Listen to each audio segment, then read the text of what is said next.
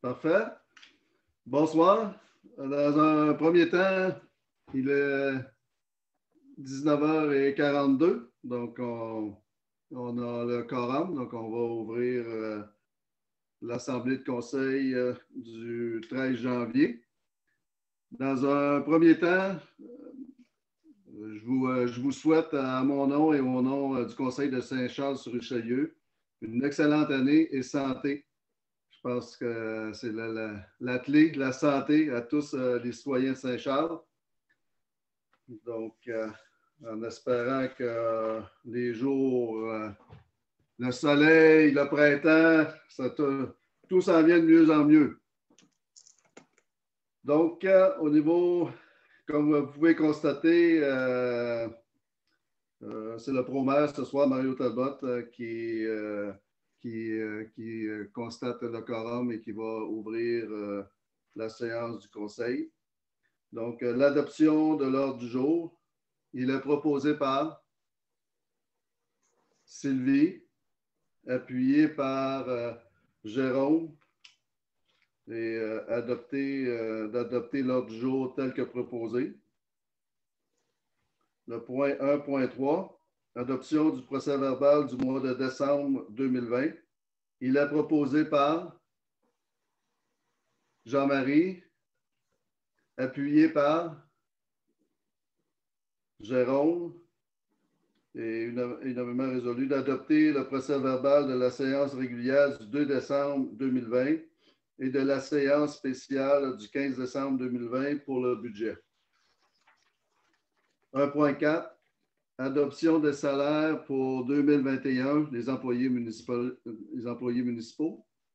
Attendu que les salaires sont considérés comme étant des renseignements personnels selon la loi sur l'accès à l'information, attendu qu'il y a lieu pour la municipalité et selon les normes de vérificateurs de constituer des documents internes afin de s'assurer que les taux convenus soient versés, il est proposé par Jean-Marie, appuyé par Roger, et unanimement résolu, de mandater M.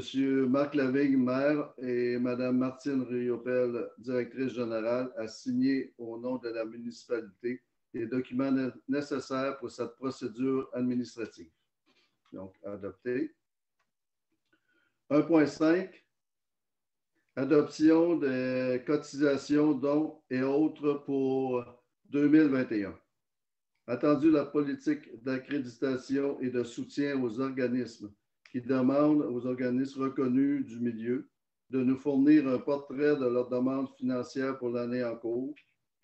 Attendu le renouvellement annuel à titre de membre à des organismes liés à la municipalité de Saint-Charles-sur-Richelieu. Il est proposé par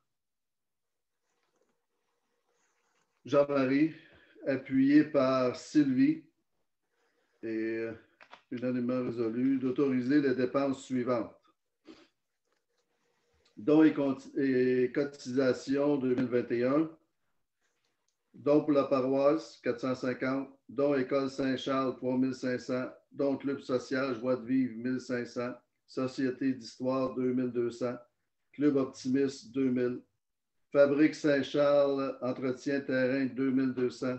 Mouvement vert, 1310. Donc, ce qui fait un total de 13 160. Le FQM, 2800. Le FCM, 500. Carrefour Action municipale, 85. Les Fleurons, 448. La ADMQ, 550. Cotisation et abonnement chef pompier, 275. Cotisation Croix-Rouge, 292,40. Cotisation association et abonnement de loisirs, 90. Zone loisirs Montérégie, 75. Centre d'action bénévole de la vallée du Richelieu, 700. Garde côtière, 550. Opération Nez Rouge, 175. Comité bassin versant de la rivière Salvaille, 300.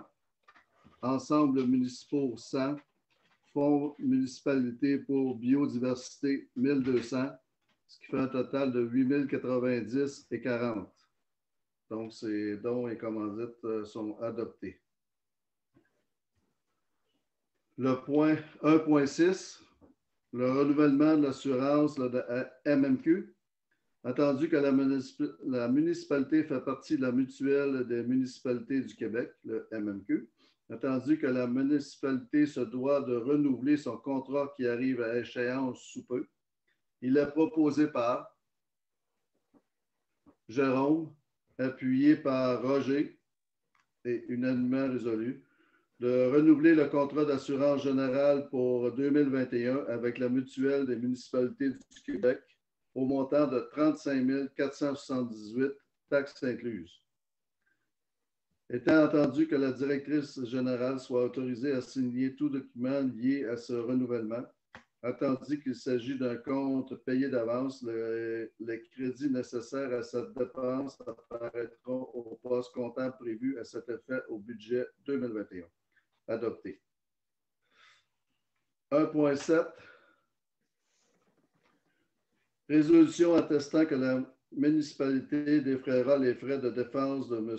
le maire dans le cadre de la citation en déontologie devant la section juridictionnelle de la Commission municipale du Québec. Attendu que M. le maire a reçu le 7 juillet 2020 une citation en déontologie devant la section juridictionnelle de la Commission municipale du Québec. Attendu que cette situation en déontologie de M. le maire est en lien avec des manquements présumés aux règles du Code d'éthique pour les élus municipalités de la ville de la municipalité de Saint-Charles-sur-Richelieu et que ces derniers ont été réalisés dans l'exercice de ses fonctions.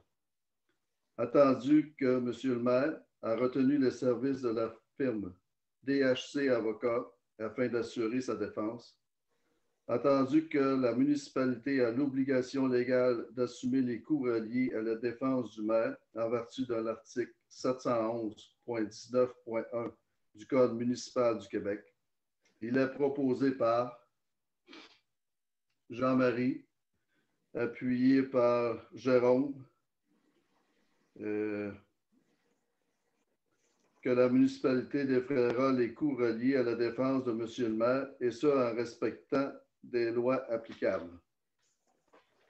Adopté. La résolution demandant une révision des sommes facturées pour la firme DHC Avocats.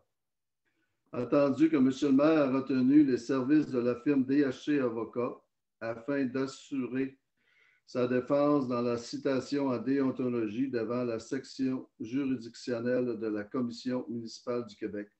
Attendu que les frais de défense au montant de 68 081,14 semblent la priorité déraisonnable, il est proposé par Jean-Marie, appuyé par Roger et uniquement résolu, d'autoriser la directrice générale à contacter la firme DHC Avocats afin de demander une révision à la baisse de cette somme facturée.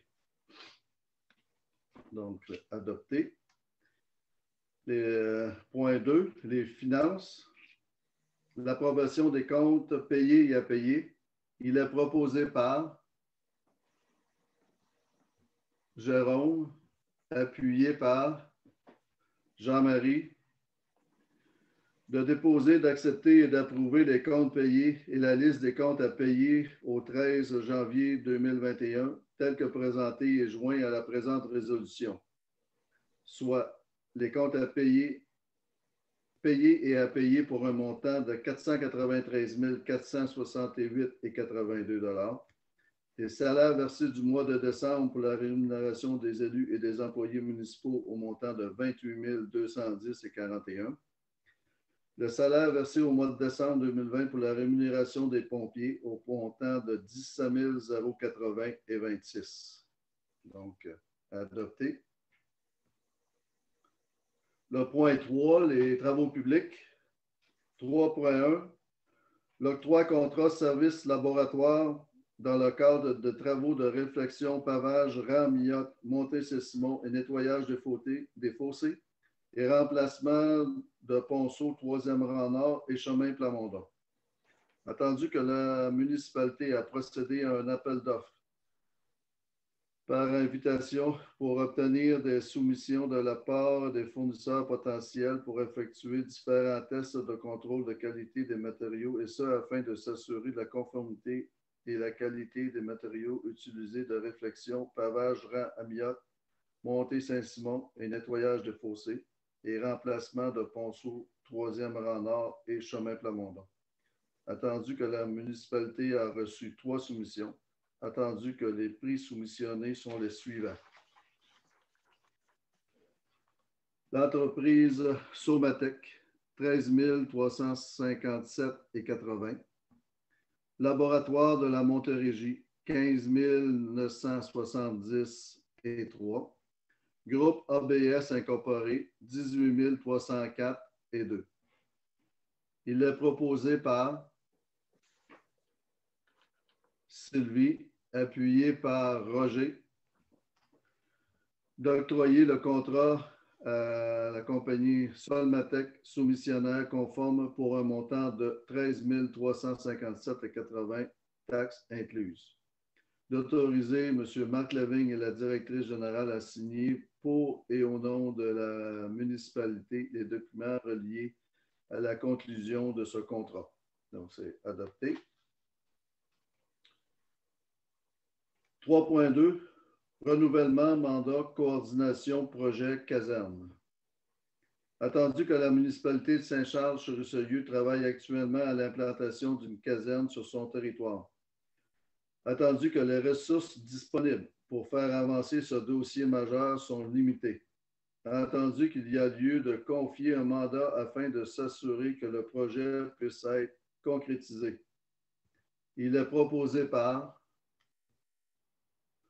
Jean-Marie, appuyé par Jérôme, de confier un mandat de gestion de projet à M. Jacques Renaud, urbaniste, pour un montant maximum de 15 000 $ plus les taxes applicables. Étant entendu que M. Jacques Renaud facturera mensuellement les heures travaillées et que la somme payée pour le cadre de ce mandat soit associée au coût du projet. Adopté. L'urbanisme. 4.1. Résolution appuyant la demande d'autorisation à des fins autres qu'agricoles pour l'implantation d'un usage résidentiel, et ce sur la partie du lot 6269186 comprise dans la zone agricole. Attendu que le dépôt le 7 décembre 2020 d'une demande d'autorisation d'utilisation à des fins autres qu'agricoles, et ce pour le lot 6269186. Attendu que la demande consiste à l'implantation d'un usage résidentiel accessoire à l'intérieur de la zone agricole définie selon la loi sur la protection du territoire et des activités agricoles. Attendu que selon les règles de zonage numéro 2011-11-008 de la municipalité et son plan de zonage, le dit lot est situé entièrement dans la zone HC2. Attendu que l'usage résidentiel est autorisé dans la dite zone et conforme au règlement de zonage de la municipalité. Attendu que la présence d'une résidence unifamiliale isolée construite sur le dit lot en 2018, conformément au règlement de zonage, et ce, hors de la zone agricole définie selon la dite loi. Attendu que la partie du dit lot située en zone agricole est concernée par la demande à une superficie de 343 mètres carrés. Est-ce que Jérôme ou Sylvie veut rajouter quelque chose sur... Ça va? Il est proposé par Jérôme, appuyé par Jean-Marie, que le Conseil appuie la demande d'autorisation à des fins autres qu'agricoles, et ce pour l'implantation d'un usage résidentiel accessoire, et ce sur la partie de la zone 629186 comprise dans la zone agricole. Au point 5, loisirs, activités culturelles, patrimoine. 5.1, entendre œuvre d'art du Musée des Beaux-Arts de Mont-Saint-Hilaire. Entendu que le Musée des Beaux-Arts de Mont-Saint-Hilaire finalise la phase 2 de son projet. Musée de sculpture à ciel ouvert avec l'installation de bestiaires de la route touristique du Richelieu. Entendu que ce projet permet le prêt d'œuvres d'art au sein des villes et des municipalités participantes. Attendu que la municipalité de Saint-Charles-sur-Richelieu est favorable à signer une entente concernant le dit projet. Entendu que l'exposition de cette œuvre d'art sera accessible en tout temps, en plus de bonifier notre offre culturelle et d'embellir nos infrastructures. Attendu que c'est un projet touristique et rassembleur pour notre belle région. Il est proposé par Jean-Marie, appuyé par Roger, d'autoriser le maire et la directrice générale à signer une entente avec le Musée des beaux-arts de Mont-Saint-Hilaire pour le prêt d'une œuvre d'art réalisée par l'artiste André Michel. Adopté. 5.2. Entente relative au transport adopté hors du territoire de l'autorité régionale de transport métropolitain. Attendu que la municipalité se doit, par la loi, d'offrir un service de transport adopté sur son territoire. Attendu que l'ARTM, l'organisme mandaté par la municipalité pour fournir ce service, propose à la municipalité de revenir l'entente pour les années 2021 et 2022. Attendu que l'entente prévoit une hausse de coût de 2 pour chacune des années. Attendu que la municipalité n'a pas d'autre alternative. Il est proposé par Sylvie, appuyé par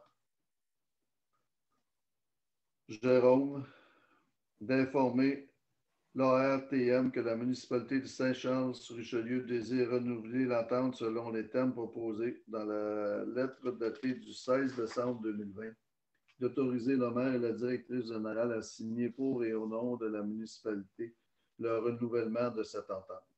Donc, adopté. Donc, on va au point 8, les règlements. 8.1, adoption du règlement 277-21-01, déterminant les différents taux de taxation et les tarifications pour l'exercice financier 2021. Attendu que tel que stipulé aux articles numéro 988 et 989 du Code municipal, toute municipalité locale peut imposer et prélever annuellement et par voie de taxation directe sur tous les biens imposables du territoire de la municipalité, toutes sommes nécessaires pour rencontrer les dépenses d'administration dans les limites de ses attributions. Attendu que les taux devront être établis afin de pouvoir aux dépenses de la municipalité de Saint-Charles-sur-Richelieu et qui ne sont pas pourvus autrement. Attendu qu'une tarification sera perçue pour subvenir aux coûts déterminés pour les matières résiduelles, la consommation d'eau ainsi que pour la vidange de fosses septiques. Attendu que la municipalité de Saint-Charles-sur-Richelieu désire déterminer le taux d'intérêt sur toute créance dont les délais est expiré. Attendu que la municipalité de Saint-Charles-sur-Richelieu désire fixer le nombre de versements prévus pour acquitter le compte de taxes ainsi que l'échéancier des versements. Attendu que ce règlement abroge et remplace tous les règlements fixant une taxation foncière, une tarification pour la cueillette et le traitement des matières résiduelles, une tarification pour le remboursement des règlements d'emprunt. Attendu que le présent règlement a été présenté lors de la séance spéciale du 15 décembre 2020. Attendu qu'un avis de motion a été donné par M. le conseiller Roger Brunel lors de la session spéciale du 15 décembre 2020. En conséquence, il est proposé par Roger, appuyé par Sylvie, que le conseil municipal adopte le présent règlement intitulé le règlement numéro 277-21-001, déterminant les différents taux de taxation et la tarification pour l'exercice financier 2021. Donc, adopté. Donc, les sujets étant passés, on va aller à la période des questions. On a reçu plusieurs questions. Donc là, notre procédure va être que la directrice générale, Martine, va lire les questions. On les a jumelées par bloc et je vais répondre par bloc pour éviter que j'aille plusieurs fois les mêmes réponses. Parfait. Oui, j'abonde dans le même sens que M. Talbot. Plusieurs citoyens nous ont écrit des courriels. Ils avaient jusqu'à 16 heures aujourd'hui pour nous faire parvenir leurs questions. Dans les courriels, il y avait souvent plusieurs sections, donc vous allez retrouver le nom des personnes des fois à 2, 3 reprises. Alors, on a divisé ça par bloc, comme M. Talbot disait. Les premiers blocs. Questions concernant la caserne. Linda Roussel. Pourquoi construire la caserne tout de suite? Thomas Grimaud. Est-ce que quelque chose de prioritaire ou obligatoire? Caserne, raison de célébrité, nouvelle norme. Bruno Cordeau. Qu'est-ce qui presse tant? Huguette Bousquet.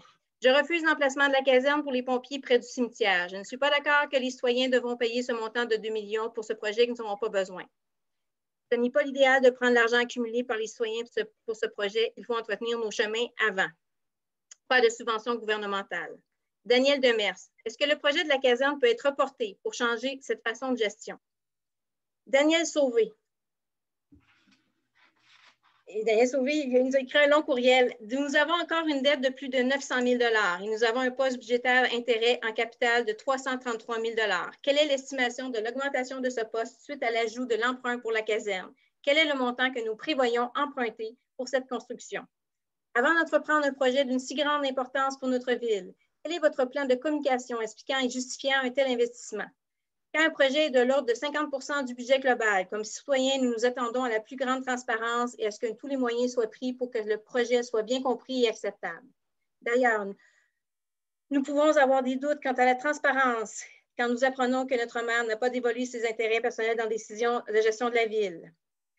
Pour ce qui est de l'emplacement de la caserne, quels sont les moyens qui sont pris pour démontrer encore une fois la plus grande transparence et prouver hors de tout doute qu'il n'y a pas de conflit d'intérêts ou de copinage qui favoriserait indûment des élus ou leurs proches? Quel est le plan? Achat ou location du terrain? Si c'est la location, ces frais s'ajoutent aux intérêts de cette dépense importante. C'est une dépense sans immobilisation. Comment justifiez-vous une telle dépense si ce choix était fait? En conclusion, j'apprécierais beaucoup d'obtenir plus d'informations sur un tel projet. Par exemple, si nous avons un fonds de réserve, pour un tel projet, pourquoi ne réduisons pas, nous, notre dette et faisons des économies très significatives de nos intérêts? Avec la pandémie, nous venons d'ajouter une charge fiscale énorme sur notre jeunesse. Ne devrions-nous pas faire quelque chose pour diminuer leur fardeau pour l'avenir? Marilyn Daigle, au sujet de la caserne à construire, y a-t-il une date butoir à respecter? Pourquoi ne pas prendre le temps nécessaire à voir la diminution des coûts, notamment par l'obtention d'une subvention gouvernementale? Quel est le terrain appartenant à la municipalité qui est envisagé pour la construction de cette caserne? L'achat du terrain de la fabrique par la ville a-t-il été présenté en séance? Si oui, j'aimerais savoir quelle séance. Je veux voir le procès verbal de cette proposition ainsi que le prix d'achat. Voici la fin des questions pour le premier bloc. Pour les réponses pour l'ensemble de ces questions. Le dossier de la caserne a été étudié par les élus depuis 2016. Ce n'est pas d'aujourd'hui. Depuis 2016 qu'on travaille sur ce projet-là. En 2018, le Conseil a alors mandaté la firme Michel Richer, spécialisée en gestion d'incendie, afin de faire un état des lieux, une étude de besoins, ainsi que la proposition en vue de la construction d'une nouvelle caserne d'incendie. Le rapport a clairement stipulé que la caserne ne répondait plus aux besoins, tant pour la protection du territoire, mais également pour la santé et sécurité au travail des employés. Il est important d'agir rapidement parce que s'il advenait le cas qu'un inspecteur de la CNESST inspecte les lieux, la caserne pourrait être fermée ou on aura des frais rapidement à défrayer sur une bâtisse désuète. Si vous désirez avoir plus de détails sur les enjeux liés à l'état de la caserne, je vous invite à consulter le rapport de M. Richer sur le site Internet de la municipalité sur l'onglet « Dossier spécifique caserne ». Il n'y aura pas de règlement d'emprunt. étant donné que nous avons accumulé les fonds réservés pour des imprévus et des projets d'infrastructure. En ce qui concerne le terrain, nous avons acquis un terrain aux côtés de la fabrique sous la forme d'un don de 25 000 $ à la demande de cette dernière. Le choix du terrain a été fait suite à une analyse de plusieurs emplacements. Cette analyse a été faite de concert avec M. Richer, et ce, afin de répondre aux normes de sécurité en ce domaine. On a même étudié l'option ou l'association avec d'autres municipalités. Et même si on aurait une association avec d'autres municipalités, on doit avoir une caserne à Saint-Charles pour répondre aux besoins.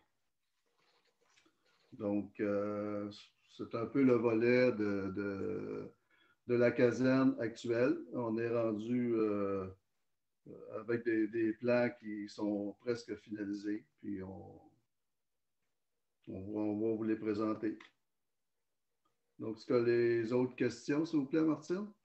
Oui, le deuxième bloc, c'est des questions concernant les programmes de subvention disponibles pour la caserne. Thomas Grimaud, toujours concernant cette caserne, je vois une somme de 1,5 million. S'agit-il du montant au complet pour la construction, plus du terrain? Ne sommes-nous pas éligibles pour des subventions? Michel Demers, vu que la paroisse a les fonds nécessaires et que nous risquons un refus de la part du gouvernement, serait-il d'une meilleure gestion municipale d'améliorer notre paroisse avec nos sous accumulés depuis des années pour améliorer notre paroisse avant la demande de subvention et profiter du montant de la subvention pour la caserne plus tard?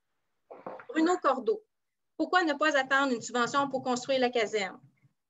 Jean-Philippe Héberge, selon les informations que j'ai obtenues, la Ville pourrait certainement obtenir une subvention d'un autre palier gouvernemental. Mes questions sont, pensez-vous demander une subvention pour la construction de la caserne de pompiers? Brigitte Mittal, nous serions intéressés d'en apprendre un peu plus sur la décision prise de bâtir une nouvelle caserne sans profiter d'une subvention. Un gymnase pour les élèves de la communauté de Saint-Charles ne serait pas de trop. Daniel Demers, difficile de comprendre pourquoi nous n'avons pas été acceptés pour avoir droit à une subvention à la caserne, sachant que l'argent qui avait été mis de côté était pour le réaménagement de nos routes. C'est vraiment le cas? Ginette et Jean-Roch Brodeur, si nous avions bien compris dans notre dernière correspondance, la nouvelle caserne de pompiers ne serait pas admissible à une subvention gouvernementale. Est-ce que les démarches ont été faites en ce sens? Si oui, pourquoi en avons-nous pas eu? Peut-être serait-il préférable de suspendre ce dossier important et attendre le gouvernement pour une subvention? Marilène Daigle, pourquoi prendre des fonds accumulés par les citoyens pour construire la caserne? Ces fonds ne devraient-ils pas servir à l'amélioration de la municipalité, surtout que ces projets sont habituellement éligibles à une subvention? Est-ce qu'on se sert de ce poste comptable pour éviter d'avoir à faire un référendum et prouver l'acceptabilité de ce projet par les citoyens qui en paieront la note? Pourquoi ne pas attendre le retour à la normale avant de travailler sur des projets de telle envergure? La pandémie est un facteur qui nuit à la tenue des séances de conseil et l'accessibilité à l'information aux citoyens qui ne favorise pas la transparence. Donc, voici le résumé de toutes les questions pour le deuxième bloc. M. Talbot. Excellent. Donc, il y avait une question un peu sur le gymnase là, pour les élèves de Saint-Charles. Cette partie de question, Mme Mittal, nous sommes conscients que la demande d'ajout d'espace sous forme de gymnase à l'école primaire est un dossier que nous suivons de près en collaboration avec le centre de services et le bureau du député et de la commission scolaire. Donc, c'est un dossier qui est à suivre. On a eu un retard dans ce gymnase, mais on travaille toujours avec la commission scolaire et les bureaux du député pour le développement de l'école de Saint-Charles. Au niveau des subventions, il existe actuellement un programme majeur de financement au niveau du gouvernement provincial. Ce programme, c'est Réflexion et construction des infrastructures municipales, qui est le RECIM. Plus particulièrement, le RECIM offre un accompagnement financier aux municipalités dont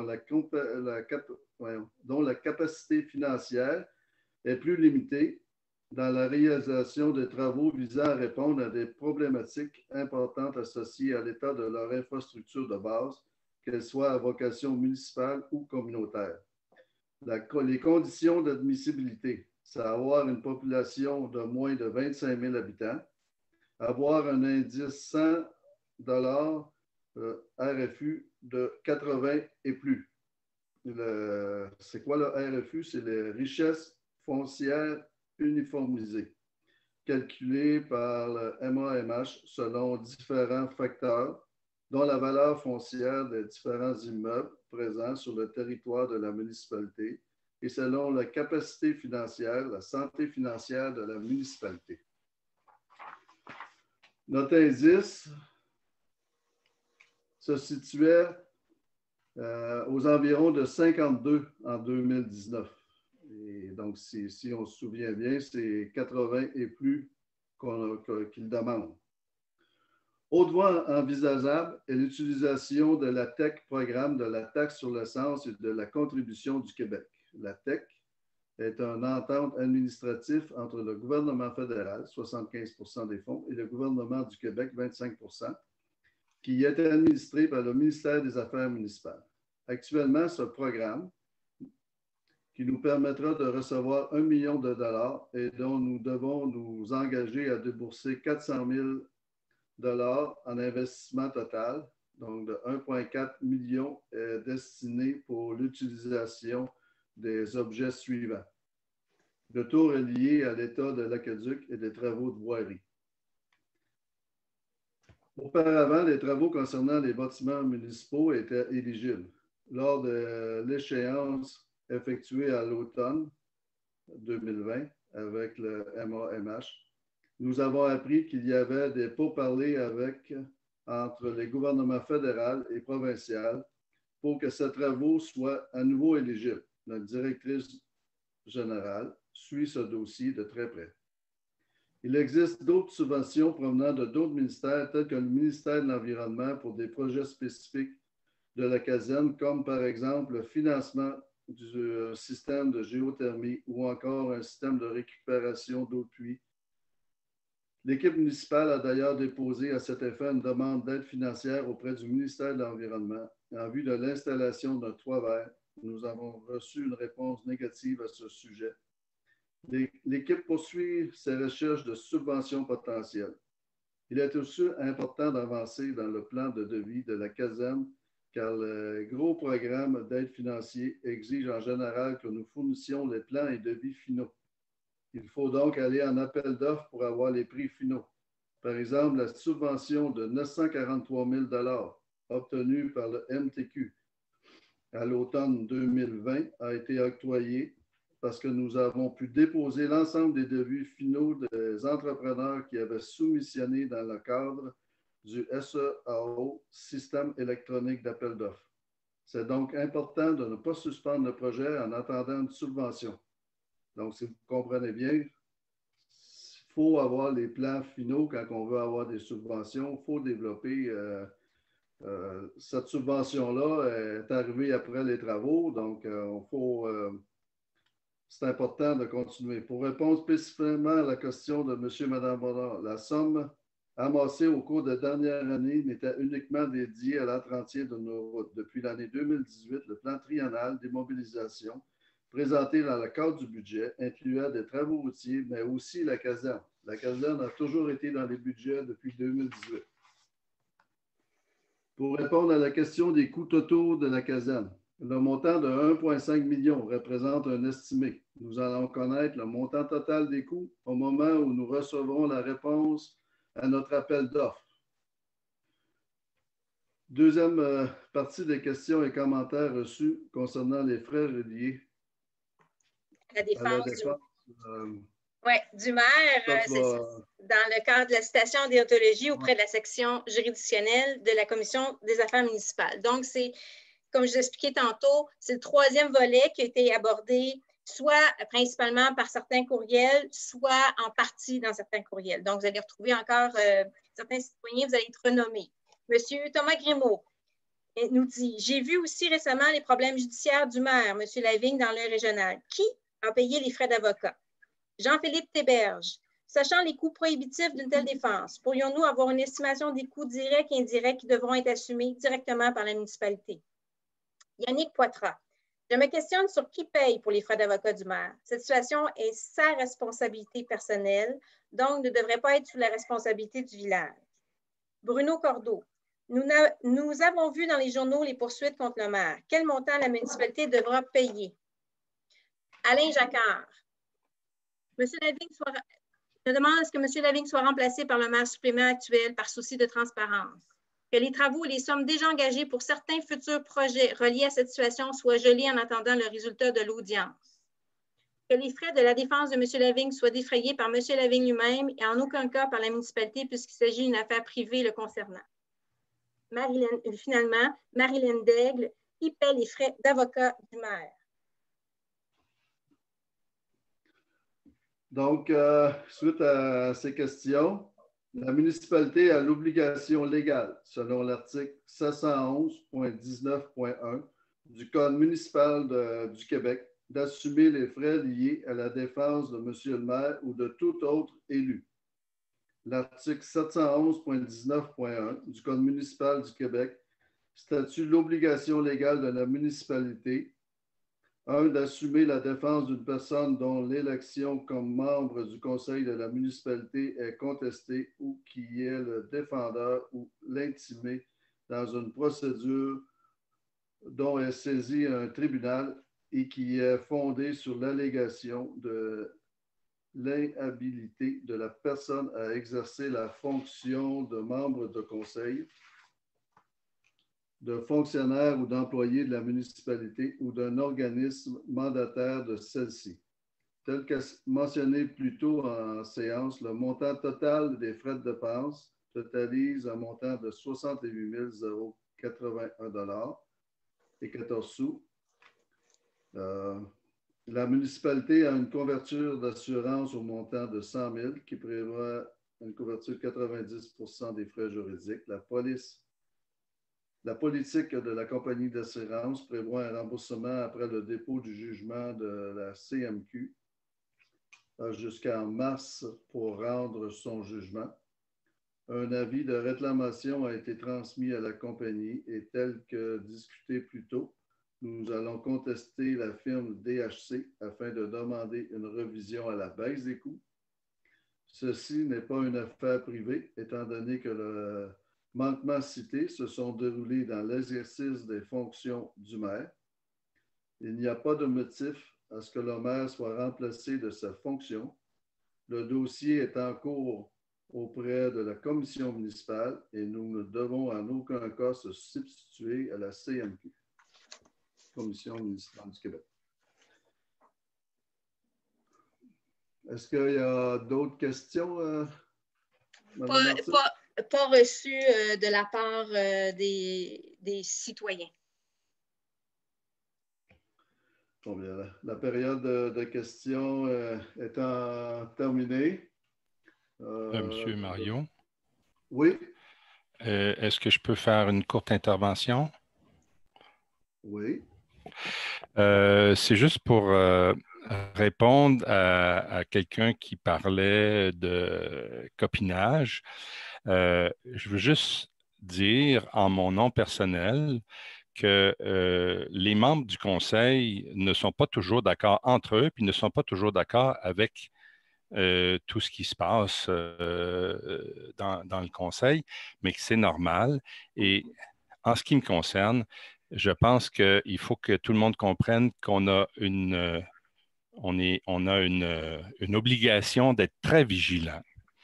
Et je pense que le conseil actuellement est très vigilant.